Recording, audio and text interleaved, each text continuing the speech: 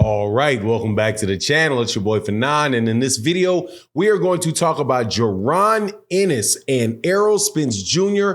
and the warning from one camp to the other about what they got to do after January 7th. Let's talk about that in this video.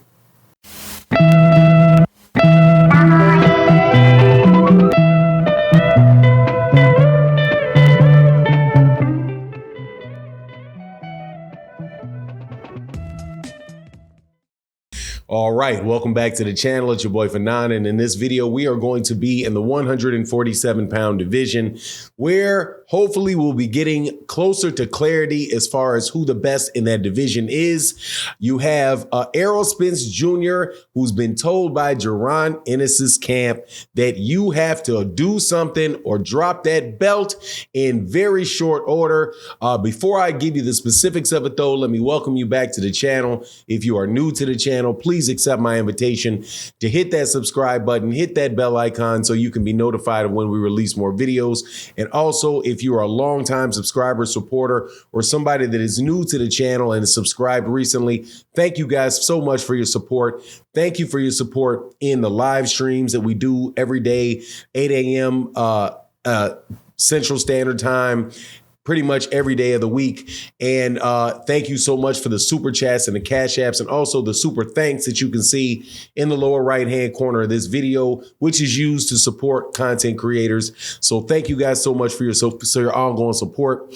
All right, so as we know, Errol Spence Jr. is the 147-pound IBF, WBC, and WBA super champion at 147 pounds. And so he has a lot of people that are trying to step up and fight him for those belts, one of which is one of the best young fighters in boxing, if not one of the best fighters in boxing. We will see, as his career continues to go, whether or not that pans out to be true.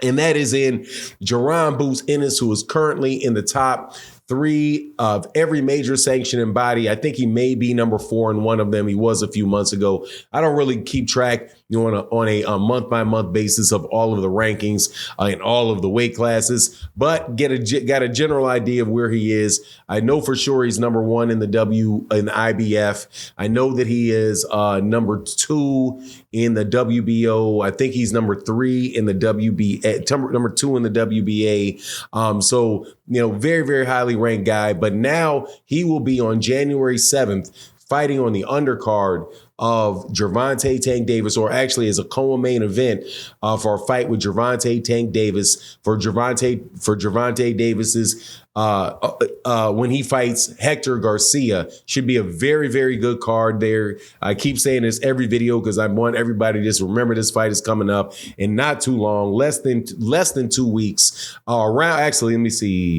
Around 2 weeks. Yep, right around 2 weeks, or 2 weeks from tomorrow, where Tank is fighting Garcia, Jaron Ennis is fighting. Then you have Demetrius Andrade on that card, as well as the 2 Peterson brothers and Jalil Hackett. So it should definitely be a really, really good show. But that particular fight that Jaron Ennis is fighting, against a guy whose first name is Karen. I don't want to really do his last name really bad, but he was the highest ranked available opponent, in the IBF rankings for Jaron Ennis to fight. That is going to be for the WBA the IBF interim title. And as a result, at least according to what Steven Espinoza says, I'm not sure about it, with my reading, based on my reading of the IBF rules, seems as if there's nothing specific in there. So it may very well be that Steven Espinoza is going off something that was told to him by the IBF, but, reliable guy for sure, says that, that IBF mandatory, that the IBF interim title will make Errol Spence Jr., Jaron Ennis, the mandatory for Errol Spence Jr. Now, Jaron Ennis's camp spoke out and talked about what's next for Jaron Ennis, and they were very direct, and they said that after this fight with Karine, that Jaron will be the mandatory, and that Errol Spence Jr. will have 160 days to fight Jaron Ennis, or he will have to drop that belt, right? So that would say that 160 days is what? That's 4 months, right? Right? Is that 4 months? 30, 60, 90, 120, 5. So 5 months, right? 160 days is either 120 or 160 days that he will have to fight Errol Spence Jr. Or if Errol Spence Jr. doesn't do that, then Errol Spence Jr. has to drop the belt, right? Fight or drop the belt. Now, really, is that realistic? I'm not so sure if that is really, really realistic, because you have Errol Spence Jr., who's already had a fight mandatory laid on him by Keith Thurman, and then Errol Spence Jr. got injured. So, I'm sure that the IBF is going to have to take that in consideration. And then when Errol defends that WBC belt, right, the question is then how much time is he going to have after that fight? Is he going to have another 3 months? So, right, so he's in January, becomes a mandatory. Then you have February, April, May, and then say he doesn't fight till June against Keith Thurman, right? Well, if it's 5 months, then that would mean he would have to fight him in July. That doesn't really sound right. I think that you're going to have, if it's going to be a mandatory, they're going to have to notify Errol Spence Jr. per the rules, and then they're going to have a certain amount of days to negotiate, and then a certain amount of days to happen for the fight to happen, which I think is 90 days, something like that, from the time that they give.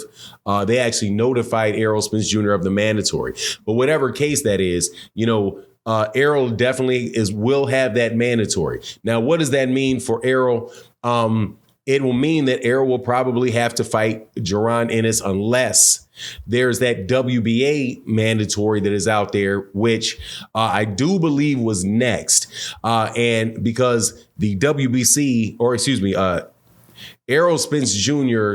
had through TGB, right? Tom Brown and TGB Promotions that do a lot of the promotions for the fights that Al Heyman and the PBC do, that he had petitioned the WBA to allow him to fight the WBC mandatory before the WBA, and it was approved by the WBA. So he has the WBC. He may also have the WBA, which, may really postpone those guys.